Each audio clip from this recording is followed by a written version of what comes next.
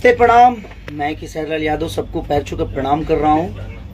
और अचानक से लाइव आने का कारण एक है, बाकी चीज़ों पे फोकस आप सब मत करिए। जब आपकी ऐसे तो हमारे जीवन में हमेशा आप सबकी ज़रूरत होती है, लेकिन मेरे कहने का मतलब कि आप वो सब छोड़ दीजिए। मेरे पे छोटी छोटी चीज़ों को और छोटी छोटी बातों को मैं झेल लेता हूँ, उसके लिए लोग हैं। आप सब सिर्फ ध्यान दीजिए कि आपका भाई कितना अच्छा गाया है गाना, आप उसको प्यार और इतना आशीर्वाद दीजिए, क्योंकि हमें काम से जवाब देना है और हमारे काम के सबसे बड़े सेलिब्रिटी के अधिकारी आप सब हैं। मैं तो आपका बेटा हूँ, मेहनत करता हूँ और आप सबके बीच में अपनी उपलब्धि को रखता हूँ।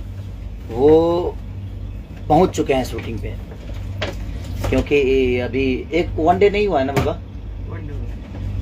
अरे तो कल वनडे होगा ना। अच्छा। मैंने 24 घंटे में आपने नथुनिया को 5 मिलियन कर दिया, उसी का केक लेकर बाबा आए हुए हैं।